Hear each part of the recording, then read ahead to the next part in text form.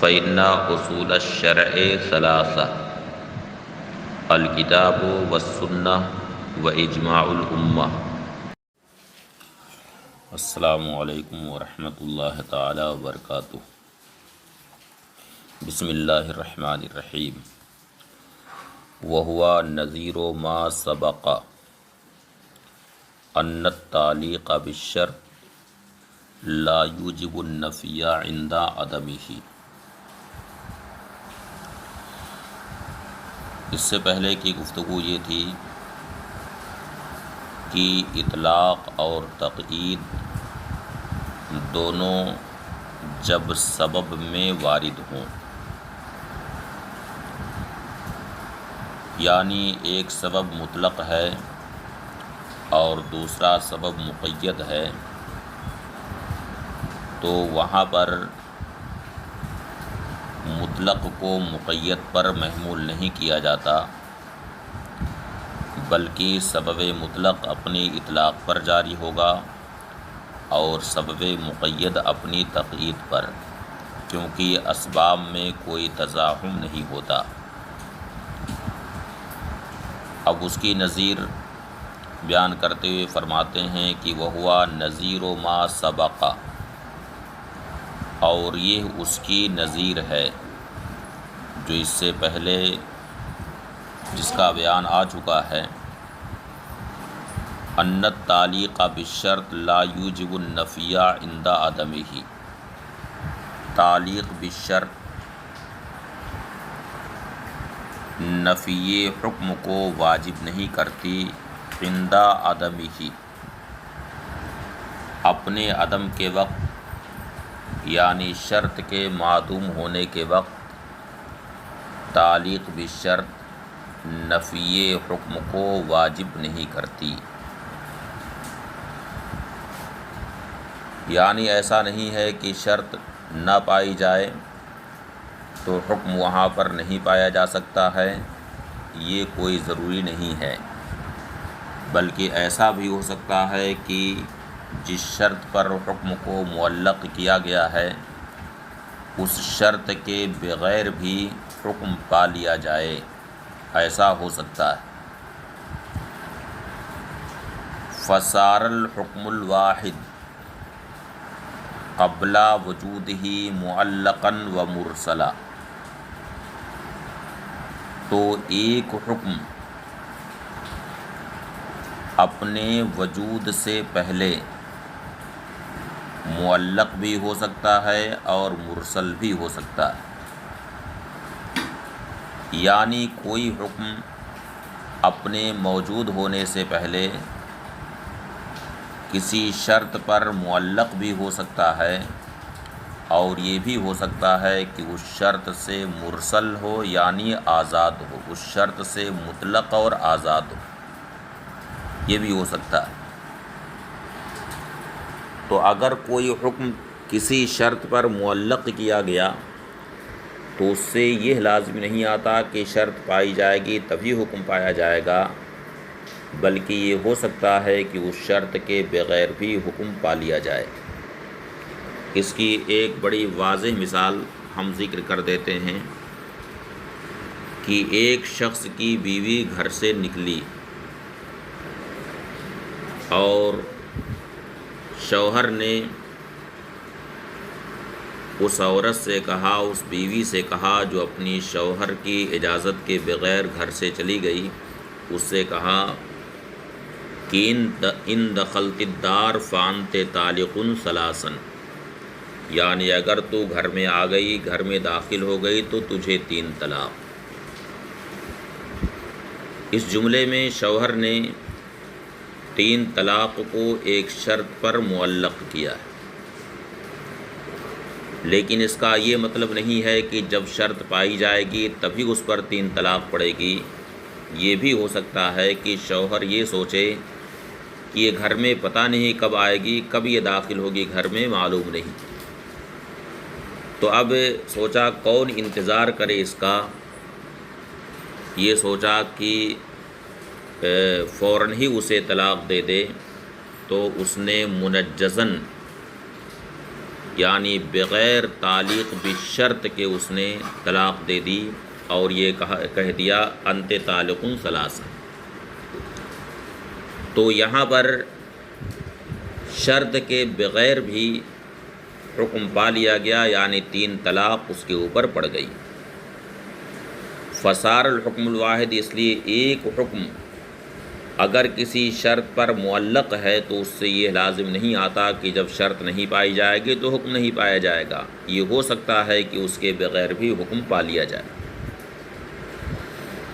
تو فرماتے ہیں کہ وہ ہوا نظیر ما سبق، اور یہ اس کی نظیر ہے جس کا بیان اس سے پہلے آ چکا ہے کہ تعلیق بالشرط لا یوجب النفی عند عدمہ، تعلیق بالشرط شرط کے عدم کے وقت نفی کو واجب نہیں کرتی۔ فصار الحکم الواحد قبل وجودہ معلقا و مرسلا، تو ایک حکم اپنے وجود سے پہلے، یعنی حکم خود موجود ہونے سے پہلے معلق بھی ہو سکتا ہے، یعنی یہ بھی ہو سکتا ہے کہ کسی شرط پر معلق ہو، معلق تعلیق بالشرط کے طور پر اس کا وجود ہو، و مرسلاً، اور یہ بھی ہو سکتا ہے کہ وہ حکم اس شرط سے مرسل اور آزاد ہو، جیسا کہ ابھی اس مثال میں آپ نے دیکھا لِأَنَّ الْإِرْسَالَ وَالتَّعْلِيقَ يَتَنَافَيَانِ وُجُودًا، اس لیے کہ ارسال اور تعلیق، ارسال کا مطلب شرط سے کلام کو آزاد کر دینا، والتعلیق شرط پر معلق کرنا۔ ارسال حکم کو شرط سے آزاد کر دینا اور تعلیق شرط پر معلق کرنا۔ لأن الارسال والتعلیق، اس لیے کہ ارسال اور تعلیق یتنافیان وجوداً، ان دونوں کے درمیان تنافی وجود کے اعتبار سے، یعنی جب حکم موجود ہو جائے گا تو وجود حکم کے وقت ان دونوں کے درمیان تنافی ہے، یعنی حکم موجود ہونے کے وقت یہ نہیں ہو سکتا ہے کہ کوئی حکم شرط سے مرسل اور آزاد بھی ہو اور پھر وہی حکم بعینہ ہی شرط پر معلق بھی ہو، یہ نہیں ہو سکتا۔ ہاں، وجود حکم سے پہلے دونوں احتمال ہیں اس میں، وجود حکم سے پہلے یہ بھی ہو سکتا ہے کہ وہ حکم شرط کے ساتھ پایا جائے، اور یہ بھی ہو سکتا ہے کہ وہ حکم بغیر شرط کے ہی پا لیا جائے۔ وَأَمَّا قَبْلَ وَجُودِهِ، اور رہا وجود حکم سے پہلے، یعنی کوئی حکم خود موجود ہونے سے پہلے، فَهُوَ مُعَلَّقٌ بِالشَّرْطِ، تو وہ شرط پر معلق، اے معدوم، یعنی وہ فی الحال معدوم ہے، اس لیے کہ ابھی تو اس نے شرط پر معلق کیا ہے۔ مثلاً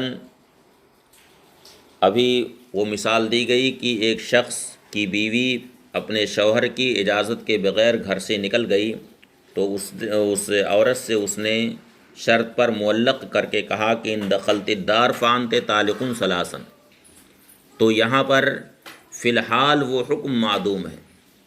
یعنی جب تک وہ گھر میں نہیں آئے گی اس وقت تک فی الحال وہ حکم معدوم ہے، اور جب فی الحال معدوم ہے تب اس میں دونوں احتمال ہے، یہ بھی ہو سکتا ہے کہ اس حکم کا وجود شرط کے ساتھ پایا جائے، اور یہ بھی ہو سکتا ہے کہ شوہر یہ سوچے کہ کون انتظار کرے، چنانچہ اس نے فوراً ہی 3 طلاق دے دی، تنجیزاً منجزاً دے دی۔ تو اب اس صورت میں دونوں احتمال وہاں پر، اے معدوم یعنی فی الحال معدوم ہے، یتعلق وجودہ بالشرط، جس کا وجود شرط سے متعلق ہے، یعنی یہ احتمال ہے کہ اس کا وجود شرط سے متعلق ہو، و مرسل عن الشرط، اور یہ بھی احتمال ہے کہ شرط سے مرسل اور آزاد ہو۔ اے معدوم یعنی وہ معدوم ہے، محتمل للوجود قبلہ، اس بات کا احتمال ہے کہ اس سے پہلے ہی، یعنی شرط سے پہلے ہی وہ حکم موجود ہو جائے، اور یہ بھی ہو سکتا ہے کہ شرط کے ساتھ پایا جائے، تو شرط سے پہلے موجود ہونے کی صورت یہ ہے کہ وہ شخص تنجیزاً اسے 3 طلاق دے دے۔ والعدم الاصلی کانا محتملا للوجود، اور عدم اصلی یعنی تعلیق سے پہلے کا جو عدم ہے اس کو عدم اصلی کہتے ہیں۔ والعدم الاصلی کانا محتملا للوجود، اور عدم اصلی میں وجود کا احتمال ہے دونوں طریقے سے، یعنی یہ بھی احتمال ہے کہ اس کا وجود تعلیق کے طور پر ہو، اور یہ بھی ہو سکتا ہے کہ ارسال کے ساتھ اس کا وجود ہو۔ ولم یتبدل العدم، اور عدم نہیں بدلا، یعنی تعلیق کے بعد بھی وہ عدم ابھی نہیں بدلا ہے، بلکہ تعلیق کے بعد بھی اس میں احتمال ہے کہ اس کا وجود دونوں طریقے سے ہو۔ تعلیق بالشرط کے طور پر بھی اس کا وجود ہو سکتا ہے، شرط کے ساتھ بھی اس کا وجود ہو سکتا ہے، اور بغیر شرط کے بھی اس کا وجود ہو سکتا ہے۔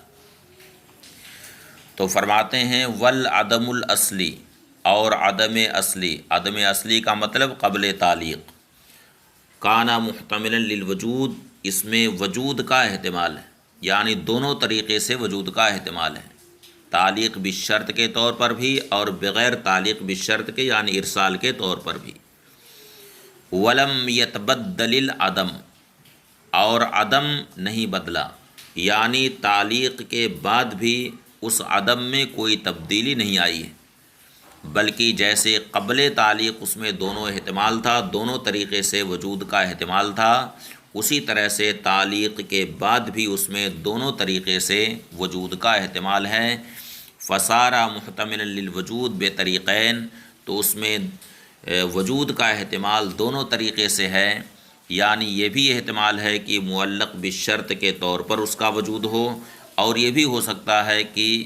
بغیر تعلیق بالشرط کے یعنی مرسل عن الشرط، مطلق عن الشرط کے طور پر بھی اس کا وجود ہو سکتا ہے، دونوں طریقے سے اس میں وجود کا احتمال ہے۔ تو جب دونوں طریقے سے وجود کا احتمال ہے تو اسی طرح سے یہاں پر اسباب میں اگر اطلاق و تقید وارد ہو جائیں تب اس میں ایک کو دوسرے پر محمول نہیں کیا جا سکتا ہے، بلکہ جو سبب اطلاق کے ساتھ وارد ہے وہ اپنے اطلاق پر جاری ہوگا، اور جو سبب تقید کے ساتھ وارد ہے وہ سبب اپنی تقید پر باقی رہے گا، ان میں کسی کو بھی دوسرے پر محمول نہیں کیا جا سکتا۔ وجوہ فاسدہ میں سے ایک وجہ فاسد وہ بھی ہے جو بعض لوگوں نے کہا کہ عام اپنے سبب کے ساتھ ہی خاص ہوتا ہے۔ مصنف فرماتے ہیں وَمِنْهَا مَا قَالَ بَعْضُهُمْ أَنَّ الْعَامَّ يُخَصُّ بِسَبَبِهِ۔ وجوہ فاسدہ میں سے ایک وجہ وہ بھی ہے جو بعض لوگوں نے کہا کہ عام اپنے سبب کے ساتھ خاص ہوتا ہے۔ مثلاً اگر کوئی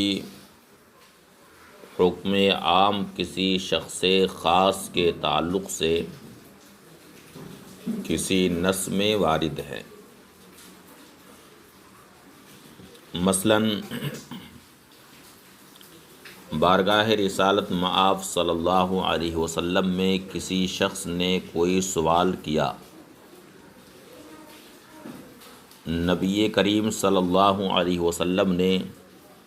اس کا جواب ارشاد فرمایا، تو بعض علماء کہتے ہیں کہ وہ حکم اسی شخص خاص کے ساتھ ہی خاص رہے گا، مخصوص رہے گا، یا یہ ہے کہ کوئی حکم کسی خاص واقعہ کے پیش آنے کے بعد وارد ہوا۔ مثلاً عہد رسالت مآب صلی اللہ علیہ وسلم میں کوئی واقعہ پیش آیا جس کے تعلق سے کوئی حکم آیا، کوئی حکم وارد ہوا، تو وہ حکم اسی خاص واقعہ کے ساتھ ہی مخصوص رہے گا۔ اب اس کے بعد دیگر مقامات میں اس حکم کا اس بات یا تو قیاس کے ذریعہ ہوگا یا پھر دوسرے نص کے ذریعہ ہوگا۔ اسی طرح سے دوسرے اشخاص کے حق میں اس حکم کا اثبات یا تو قیاس کے ذریعہ ہوگا یا پھر کسی دوسرے نص کے ذریعہ ہوگا۔ تو بعض علماء فرماتے ہیں کہ عام اپنے سبب کے ساتھ مخصوص ہوتا ہے، وعندنا انما یخص بسببہ، جبکہ ہمارے نزدیک عام اپنے سبب کے ساتھ خاص نہیں ہوتا بلکہ عام اپنے عموم پر جاری ہوتا ہے۔ اسی لیے ایک مشہور مقولہ ہے، آپ حضرات نے بھی دوران درس بہت سنا ہوگا کہ خصوص سبب کا اعتبار ہوتا ہے، یہ خصوص سبب کا اعتبار نہیں ہوتا بلکہ عموم لفظ کا اعتبار ہوتا ہے۔ یہ لفظ آپ نے بارہا سنا ہوگا کہ خصوص سبب کا اعتبار نہیں ہوتا بلکہ عموم لفظ کا اعتبار ہوتا ہے۔ اور خاص طور سے احادیث کی تشریح کے وقت بھی بہت سارے مقامات میں احادیث کی توجیہ میں یہ بیان کیا جاتا ہے کہ واقعۃ حال لا عموم لہا، یعنی بسا اوقات یہ قاعدہ پیش کیا جاتا ہے کہ واقعۃ حال لا عموم لہا، لیکن اس میں تفصیل ہے، وہ تفصیل آپ حضرات کے سامنے احادیث کی شرحوں میں آئے گی۔ ہمیں یہاں صرف اتنا بتانا ہے کہ بعض علماء نے کہا کہ عام اپنے سبب کے ساتھ مخصوص ہوتا ہے، جبکہ ہمارے نزدیک عام اپنے عموم پر رہتا ہے۔ ہاں، عام اپنے سبب کے ساتھ مخصوص ضرور ہوتا ہے لیکن ہر جگہ نہیں، بلکہ کچھ خاص مقامات میں عام اپنے سبب کے ساتھ خاص ہوتا ہے۔ مثلاً جب عام مستقل بالمفہومیت نہ ہو، یعنی وہ کلام مستقل نہ ہو اس طور سے کہ اسے سمجھنے کے لیے اس سے پہلے جو سبب ذکر کیا گیا ہے اس کی ضرورت پیش آئے، یعنی وہ فی نفسی مستقل نہ ہو، تو اس وقت عام اپنے سبب کے ساتھ خاص ہوتا ہے۔ مثال کے طور سے کسی شخص نے کسی سے کہا کہ اکان لی علیک 1000 درہم، کیا تمہارے اوپر میرے 1000 درہم ہیں؟ اس نے جواب میں کہا نعم، ہاں۔ یا ایک شخص نے دوسرے سے کہا کہ کیا میرے تمہارے اوپر 1000 درہم نہیں ہیں؟ اس نے جواب میں کہا بلا، کیوں نہیں۔ تو نعم اور بلا یہ دونوں فی نفس ہی کلمہ عموم ہے، لیکن یہ دونوں بالذات مستقل نہیں ہیں، بلکہ ان دونوں کا مفہوم سمجھنے کے لیے کلام متقدم کی ضرورت ہے، اس کے بغیر ان دونوں کا مفہوم نہیں سمجھا جا سکتا۔ اس لیے اگر کلام مستقل بالذات نہ ہو، اگر وہ عام مستقل بالذات نہ ہو تو اس صورت میں وہ اپنے سبب کے ساتھ خاص ہوگا۔ لہٰذا اکانا لی علیک 1000 درہم کے جواب میں اس نے نعم کہا تو یہ اسی کے ساتھ خاص ہے، یا کہا الیس لی علیک 1000 درہم اور جواب میں بلا کہا تو یہ اسی کے ساتھ خاص ہے۔ مصنف فرماتے ہیں وعندنا انما یخص بسببہ اذا لم یکن مستقلا بنفسہ، اور ہمارے نزدیک عام اپنے سبب کے ساتھ خاص اس وقت ہوتا ہے جب کہ وہ مستقل بالذات نہ ہو، جیسے کہ کسی کا قول نعم، یعنی کسی سوال کے جواب میں نعم کہنا، او بلا، یا کسی سوال کے جواب میں بلا کہنا، او خرجا مخرج الجزاء، یا یہ ہے کہ وہ عام جزا کی جگہ میں خارج ہوا ہو، یعنی جزا کی جگہ میں وہ عام صادر ہوا ہے، جزا کے وہ قائم مقام ہے، جزا کی جگہ میں وہ آیا ہے، تو اس وقت بھی عام اپنے سبب کے ساتھ ہی خاص رہے گا۔ مثال کے طور سے حضرت ذوالیدین رضی اللہ تعالی عنہ کی روایت کی ہوئی مشہور حدیث، ایک لمبی حدیث ہے وہ، اس حدیث شریف میں یہ ہے کہ سہا رسول اللہ صلی اللہ علیہ وسلم فسجدہ، یعنی نماز میں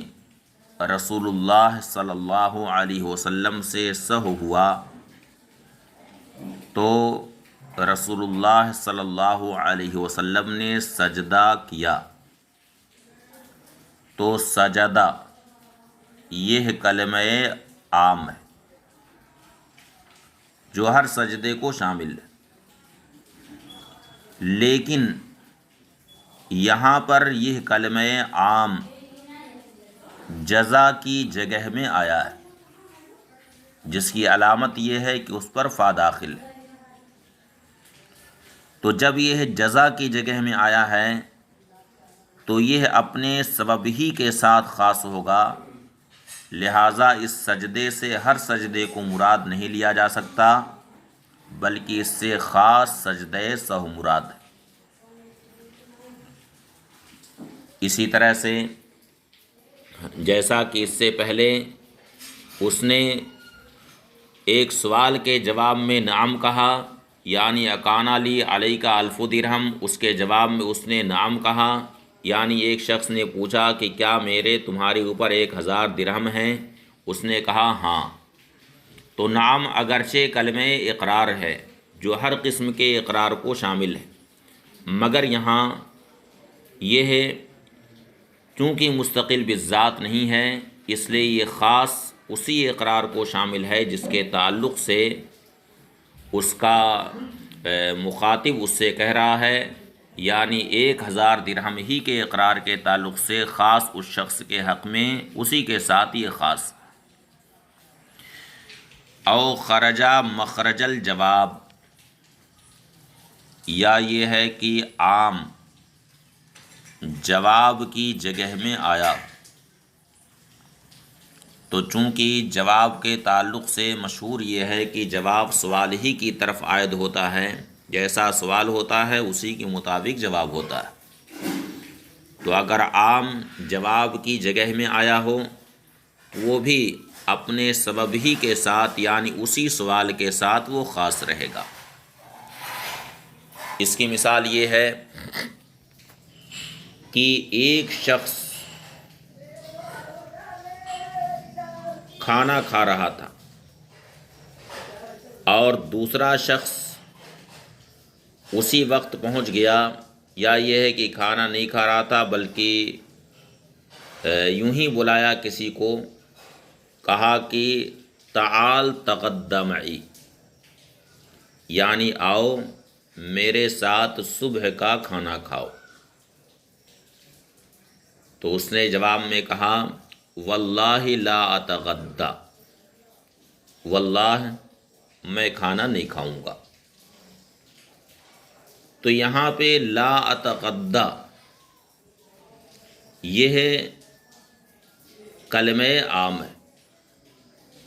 جو ہر قسم کی تغدی کو شامل ہے۔